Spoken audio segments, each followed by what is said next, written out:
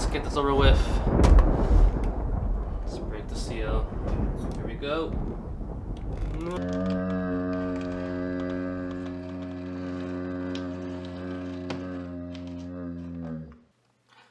Alright guys, so here are the Deadpools out of the box. Now I'm just going to do a quick review on these guys because I know these aren't new. I'm pretty sure most of you have seen them already. So I just want to do a quick review on them and give my 2 cents and basically show them off side by side for fun if you guys have never seen that before.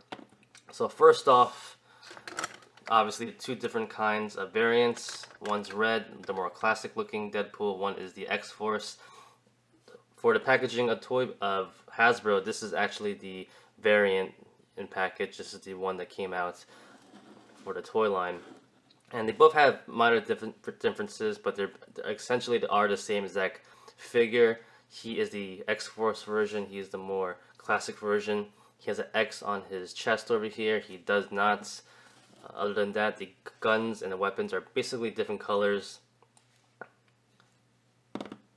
And you might have some minor paint apps on the guns. Like he has the Deadpool symbol on his gun. He does not, but he has red paint going down the barrel of his gun.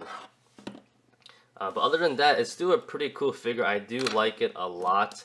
I used to have the old Toy Biz version a long time ago, years ago. But I actually sold that because it didn't do that much for me back then. So, and it was really loose for just to have as a figure itself. So it kind of annoyed me a little bit.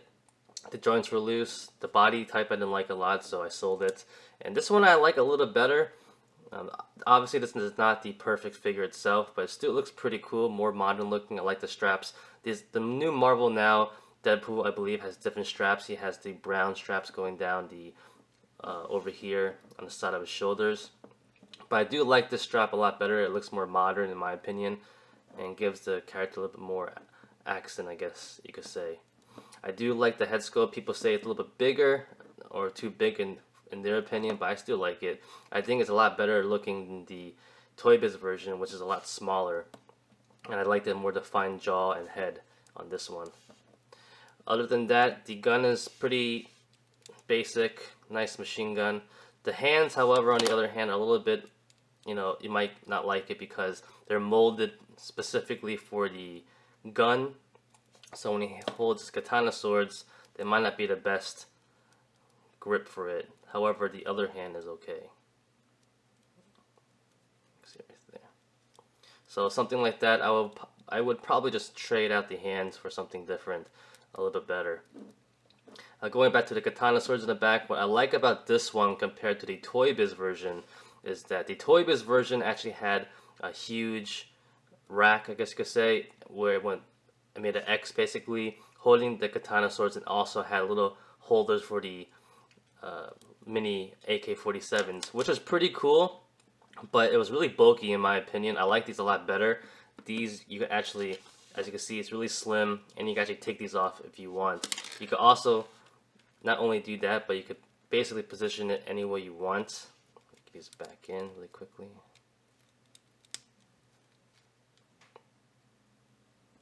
And you could do that. You can have them going straight down like this, or for this one, I had them as an X.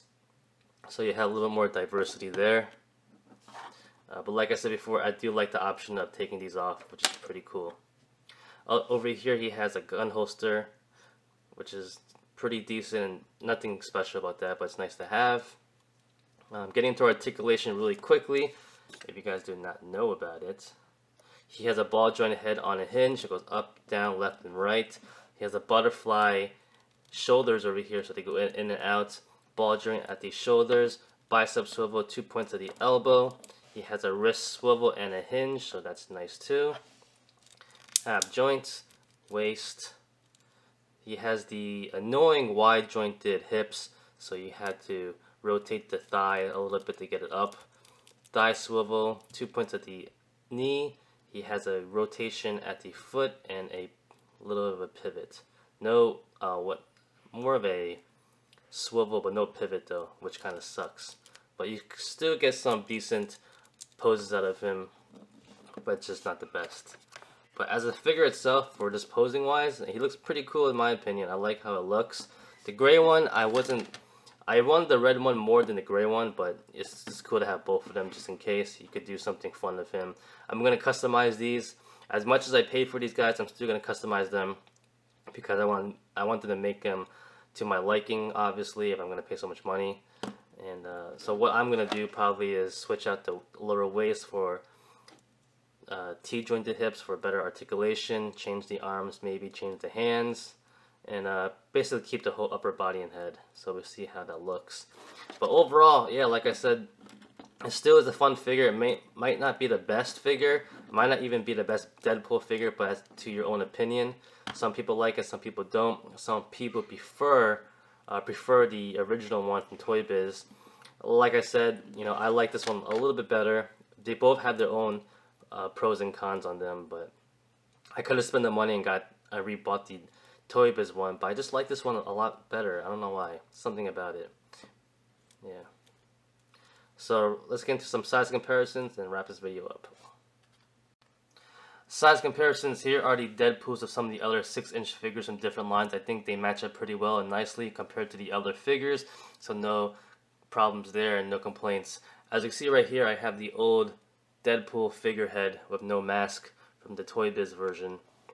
I did not sell it when I sold the figure because I thought it would be pretty cool to have, and you never know when you're going to need it. I must have been holding on to this guy for at least a good 4 or 5 years, so definitely paid off, and now I can modify it to fit that body when I want to. But other than that, that's about it, guys. Thanks for watching. This just was a quick review of him. I know you guys have seen it before, and just put in my 2 cents. And like always, thanks for watching. Give it a thumbs up. Like always, comment, criticize, subscribe. Do whatever you want, just pay attention. Follow me on Facebook, Twitter, and Instagram at awildandcustoms.com. Thanks a lot, guys. Peace.